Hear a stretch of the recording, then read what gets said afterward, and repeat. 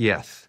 And he said, and Michael cannot let that happen. So Michael will want to renegotiate the deal. Now, at this point, and this is part of the change in Steve's life, because he would typically shoot for the moon on a lot of things, at Apple and at Next, and often overshoot. But he recognized it because he's very smart. And so what he said at the time was that if we renegotiate, then we have to come in as equal partners. Which means we need money, which we don't have at the time. Yes. So we have to go public to do it. It was very compelling, and it also turns out to have been exactly what happened. So that was fine. So we negotiated a new deal, and the new deal was now a 5-picture deal, but sequels didn't count. So if we made a sequel, and the idea was there'd be a sequel to Toy Story. Why would sequels be excluded? Disney wanted to get as much as they could, and that was their way of differentiating between an original film and one that was presumably easier to make. So that was the assumption. The second is that Disney had been selling sequels on VHS at the time. Until that time, the only theatrical sequel that Disney had ever made was to Rescuers Down Under. That was for Rescuers was the original. Rescuers Down Under was a sequel. Did that movie do well? Because I've never even heard of it. Well, the answer is no. But it also should be noted, it is the first motion picture where every frame went through the computer. It was using the paint system that we had developed under contract for Disney. So this is part of our relationship, is we wrote this software. It was used on Rescuers Down Under, the whole thing. It looked great. The reviewers said it looked great, better than looking through the acetate. But the story was only so-so. Didn't do all that well, wasn't noticed, but they then had the confidence to really go all out on their next film, which was Beauty and the Beast.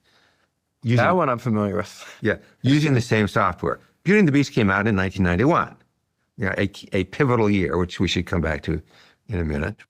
But in 91, Beauty and the Beast came out. It also had some 3D graphics in it, but largely it was the painting of the cells with the cap system, which was written by Pixar under the contract. Disney had some people who were working on that system also. And they got an Academy Award for it. But the film itself was a sequel, the theatrical sequel.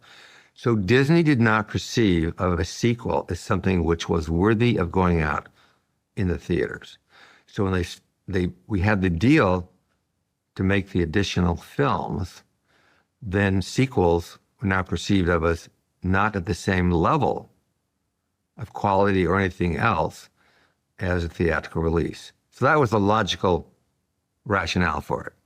At this point, we're now working on Bug's Life. We're already working on it. We start working on the sequel to Toy Story. And I knew we had a problem, even before we started. I thought there's something about this which is wrong, because we're building a company and everybody has a belief about the quality that we shoot for, because we released Toy Story, we were proud of it. Now we're working on Bug's Life, and we're trying to make it even better, just in every way that we can. And now we start another film, which is supposed to be lesser, because it's going direct to video. Yeah, because Disney, originally Toy Story 2 was Disney wanted you to just forgo theaters and release it direct to video. Yeah, that was the plan. That was one of the reasons why it wouldn't count. So we almost immediately said, we think it needs to be theatrical. Disney didn't push back on it all. I mean, they agreed that it should go theatrical, but it didn't change the terms of the contract. It just came out, and then it turns out it was a huge success. And once it was a huge success, well, the thing to know was it was the first animated successful film of any kind ever. Yeah, for sequel. Basically, it changed the thing. Now of course, it's common for there to be theatrical releases or theatrical sequels. Yeah. But at the time, it was sort of a breakthrough. Like, it changed everybody's mind because it never happened before.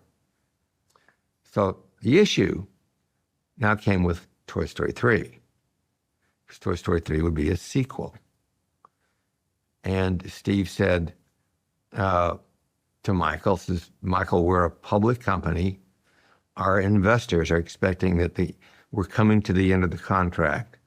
It is no longer true that this is just a sort of second-class sequel, that this is really a first-rate theatrical film, and it should count. And Michael stuck with the letter of the agreement. That's what pissed him off. It pissed off Steve. So it was just sitting there, and the deal was that if we wouldn't make it, they could. So at some point, a few years later, they started to make their own version of it.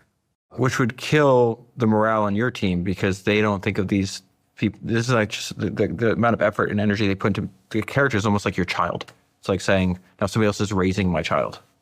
Yeah. And they're going to do a terrible job. They're not going to do a better job than John Lasseter and Ed Catmull and the talent that you have at Pixar. It put in that strain between them. Now, our relationship with the studio and with marketing was very good. So that was between Steve and Did it strain Michael. your relationship? Like, how did it change the way you viewed Michael Eisner? Because I know Steve's pissed off, but aren't you as well? Oh, yeah, yeah. Okay. No, I was not a fan of his. A war was now brewing between Michael Eisner and Roy Disney, who didn't like what was going on there. And Roy was on the board of Disney. Roy was on the board, but was forced off. Yeah. And when he was forced off, that's when this war took place, because he still had a lot of shares in the company. And it was very public. There was a book written about it. Yeah, me and Rob, my partner Rob, have been reading the book. Why can't I think of the title? Disney Wars. Disney. There you go. There's a war about it. It's called Disney War. Yeah, yeah. And it starts out. I've got the book there. Yeah. Yeah, it starts out with Roy and something about a Ferrari. They wanted to interview us, and none of us would talk with the writers of the book. And the reason was that we didn't know how this was going to end up, but we didn't know how to script the relationship with the other people. None of us said anything. So even the parts of it which are about Pixar are the things about Pixar perceived through the Disney lens of the people who were there. It wasn't bad. I mean, it was. So yeah, in that context, Eisner he's fighting multiple wars on multiple fronts because he's also got this war with Steve Jobs going on at the same time. Well, that's a personal thing. Yeah. From the point of view of Pixar with Disney, there isn't any war going on there. We're basically neutral in this. But what is your reaction to this when they make this decision for Toy Story 3? Is this when Steve says he's breaking off because there was a time period where Pixar breaks off the negotiations with Disney completely. Is this the same time? Well, no. What's happening is we're just getting near the end of the contract. But we're getting close to delivering the last film. And at which point, Steve would not have let Pixar stay with Disney.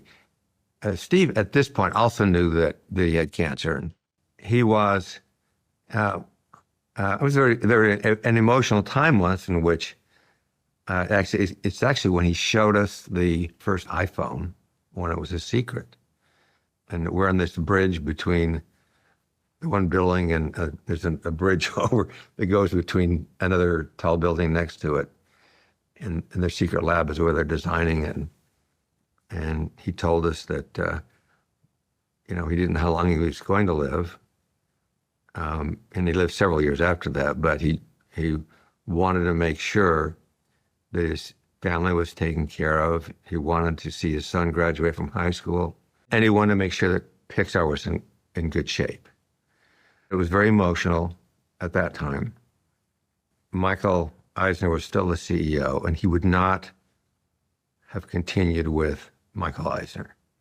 So since we were getting to the contract, he started discussions with other studios, which would mean, them doing the distribution The fact is, Disney is the best at marketing films and including internationally. We started those discussions, and then the war over Michael Eisner got really heated up, and they voted him out. But then they went through this process of who were they going to select. Bob Iger was in that group.